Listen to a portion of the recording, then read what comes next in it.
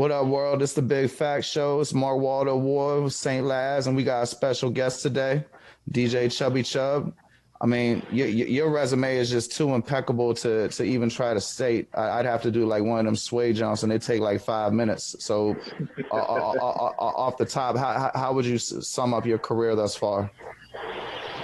I mean, I gotta say it's a blessing. I don't know how to explain really my career. Like, I just say that it's a blessing overall, and still being able to be here and still do what I do and love what I do. I mean, and it's fair to say you do have some longevity. Yes. And what I want to ask is, I know you remember the days when it was hard for hip hop shows to get booked because they were supposedly so violent. And even today, like if anything happens at a rap concert, you know, there's going to be mad articles about it. But if you really do the math on it, it might be like 15 a year out of like, I don't know, over 5,000. Do you think that the coverage that violence at rap concerts gets is sensationalized? Like, what's your experience been?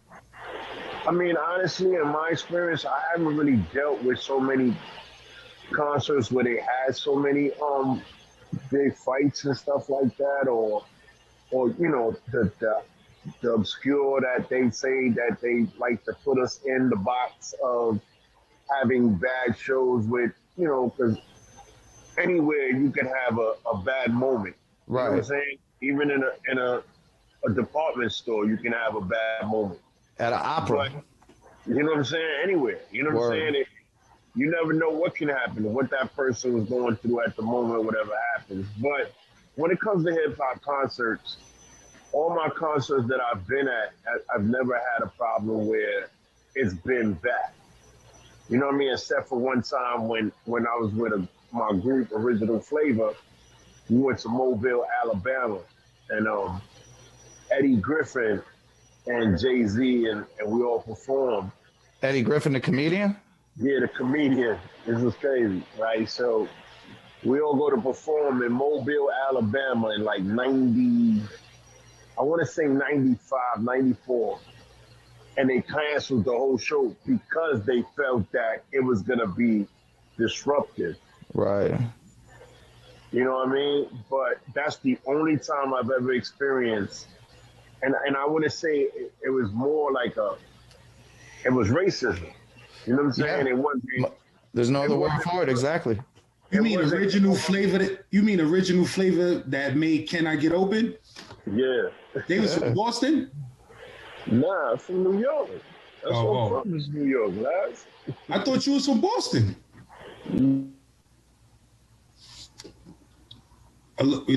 Yeah, he went mute. Your audio got lost for 1 second. Yeah, sorry about that.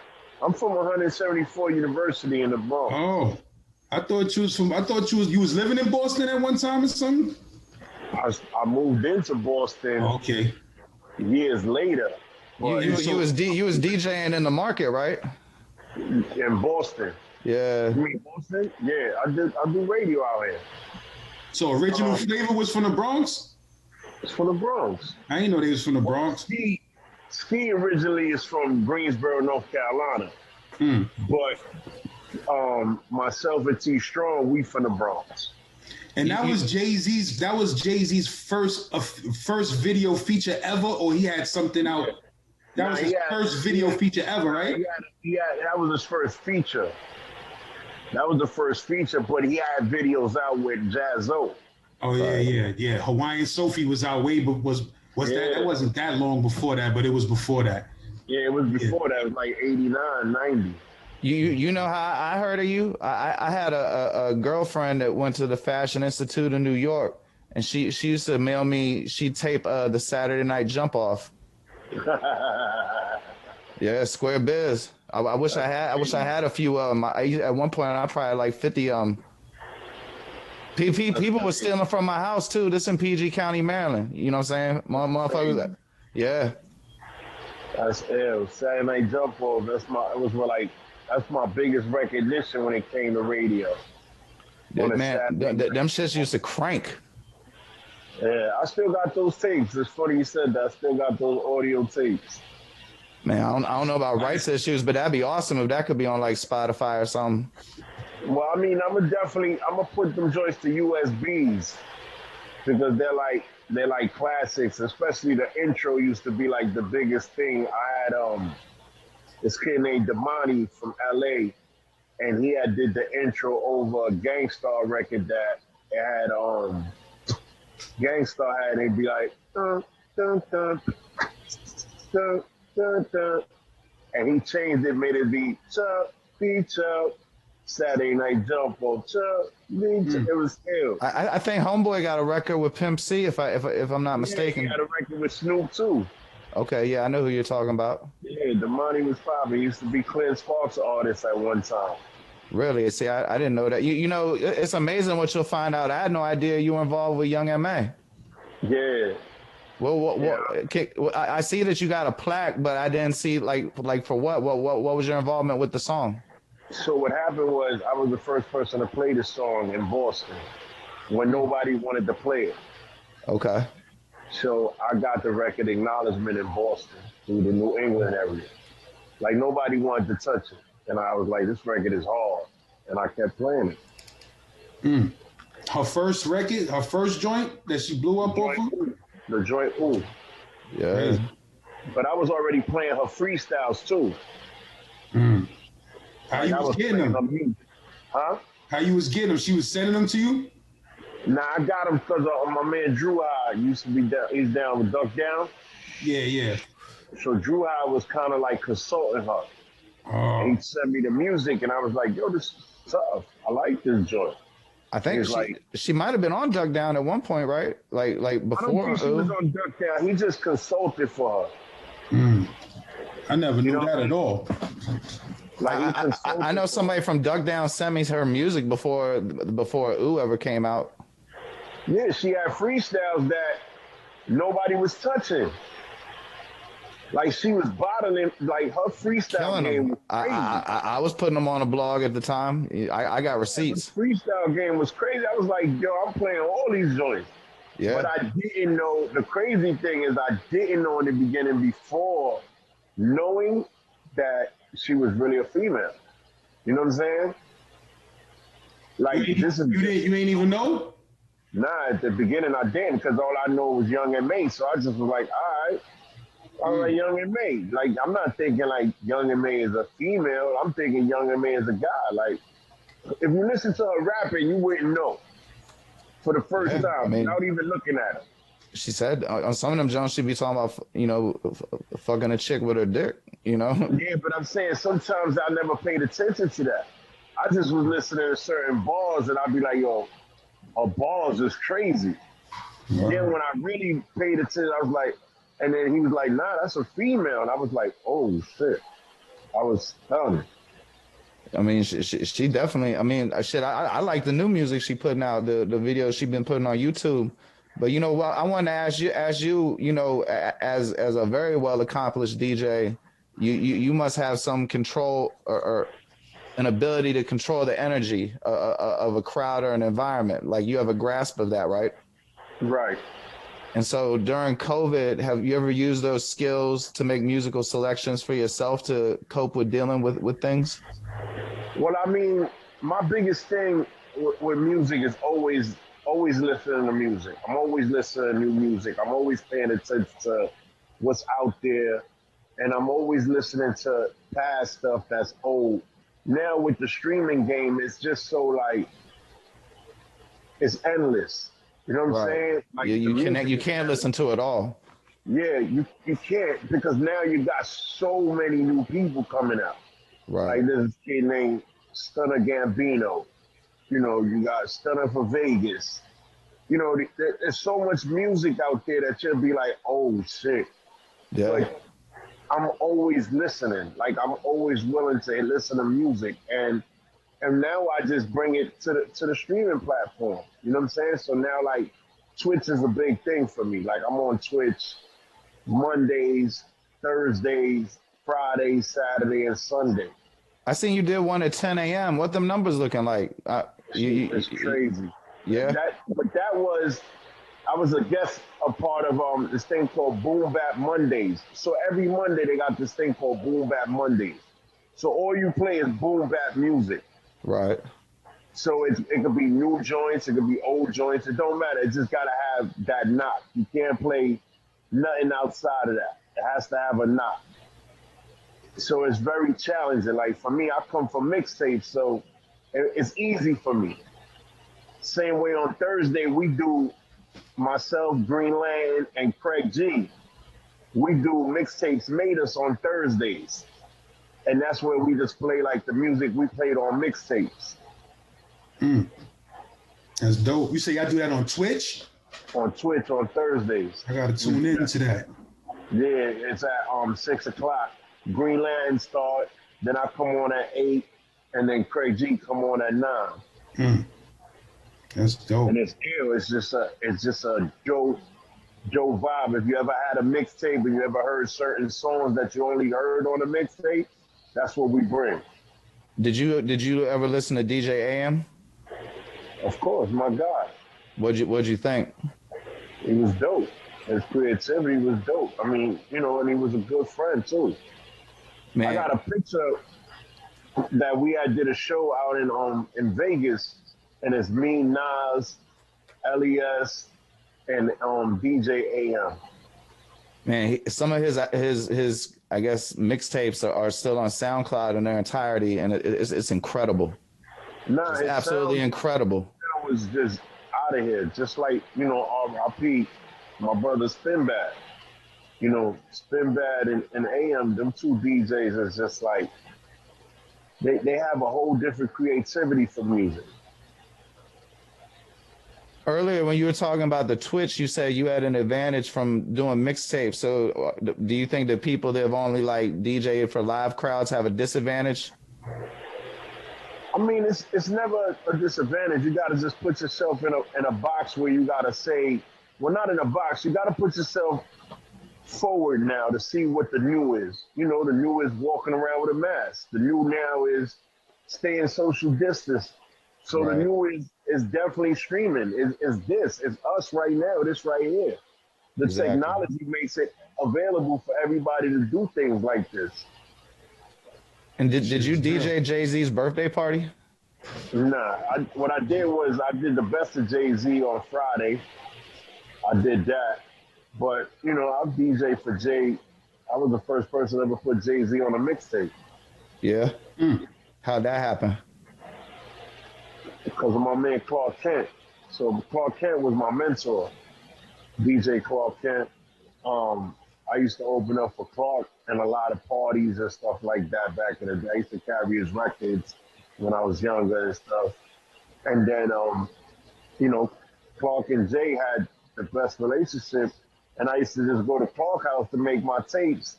And Jay would come by and I'd be like, yo, Jay, I need a freestyle. And Jay would just freestyle right then and there. Yeah. Was Clark on the shoes like that back then, like he is now? Their shoe game was always on 1,000. Yeah. If you would have been in Clark's room, you would have been like, this is crazy. It's even more crazier for me because years later I found out he was wearing the same size I was wearing, and I never took none of this shit. Hey, life's full of missed opportunities. First joint you played, the first Jay-Z joint was a freestyle, not a song? It was the freestyles. You still got that freestyle? Yeah, I got all those freestyles. I just did the best of Jay on Friday. And you had some of those joints on there? Yeah, I got those freestyles on there. Early on. And that's available on streaming sites? Nah, not yet. I ain't posted yet. We did it, but I got the audio. I haven't posted the audio yet. Because what I'm doing is I sell USBs. So gotcha. My USBs, I put like 10 of my old mixtapes, and then I put like a lot of the mixes that I got now, and then I total about 45 hours of music overall. And you find that to be better than the payout you get from streaming services? Yeah. I mean, you sell it for like, $1, and you caking. You know what I'm saying? It's like selling mixtapes all over again. So I could buy a USB with this best of Jay-Z mix with these rare freestyles for $1. Yeah. All right, so when this episode comes out, anyone who hears this, there will be a link in the description. Yeah. So you can cop all this. Yeah, you can buy the USB, and it got my old mixtapes, and you can hear the old mixtapes and the old freestyle. Now, you and Laz have done stuff together before, right? Yeah, we just did. He just told me about that joint. I forgot about that. He did a joint with Yayo. We went and shot a video. The video was dope too. It was a dope. It was dope. It was outside.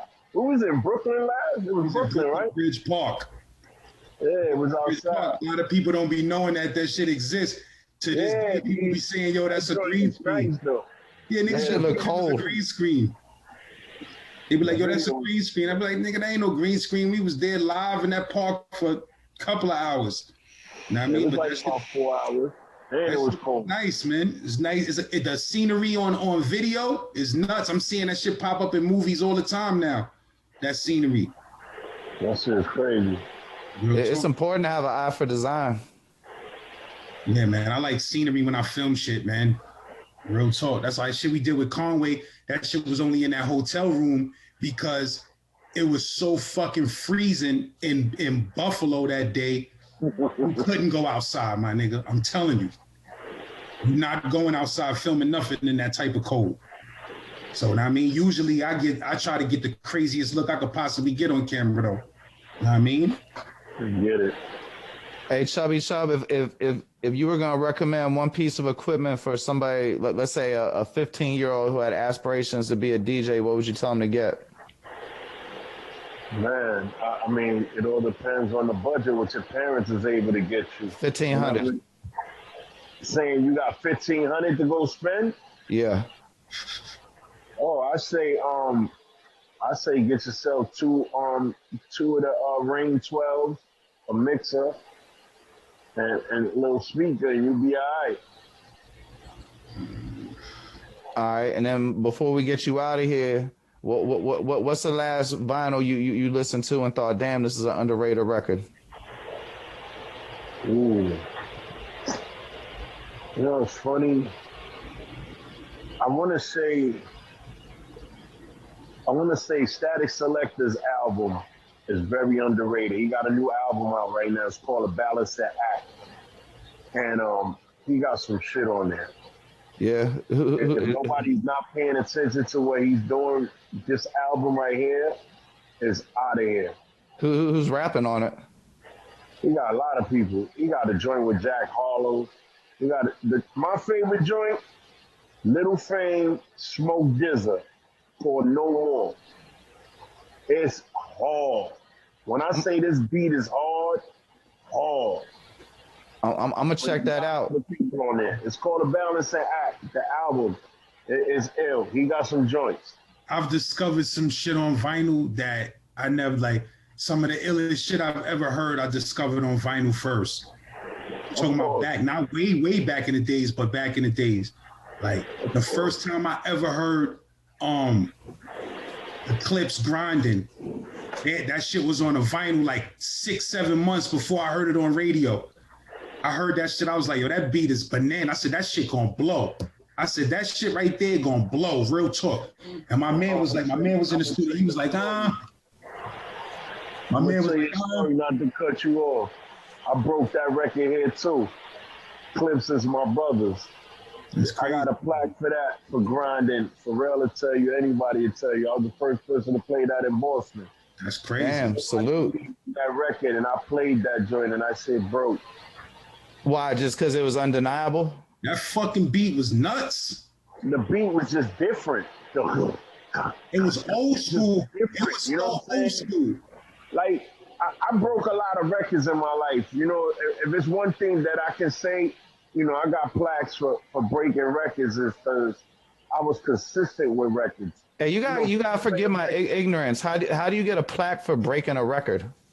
Because when you being the first person to grab the vinyl or the MP3, whatever the case may be, the first person to touch it, and the radio people acknowledge where they got that first spin. It's a record of that shit. It's a record of that shit. You have to be consistent. Right. And the more you keep playing and the more you keep seeing the spins, they're going to see who's doing it at the time frame. So this shit is like advanced metrics like they be talking about in sports and shit then, huh? Yeah, I mean, it was a time where like DJs really broke records. Like vinyl, like when the vinyl was out, forget it. Because it was, it was different. Like, you know what I mean? You would be the first person to get a test pressing. Like this time, before you get the actual vinyl, you get to test the promo. Right.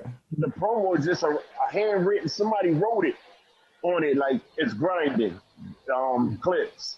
And it's not even the official label yet. Shit like a dub plate. Shit like a dub plate. Yeah, like I remember having acetates of a lot of songs before they became the actual song. Did you ever play something and like that an artist gave you that a record company was unhappy that it got released? Oh, I did that a few times. Yeah. We've done that a few times. It's funny, I did that with Source Money's record. He had a record for the Sony record? For Source Money. Yeah, he had that Sony album. I think it was called Wild Gremlins, or that he might have had a group album too. But he had an underrated album. It had a Puff Daddy feature. He had a very underrated album, but it was the album that had this record Face Off Part 2.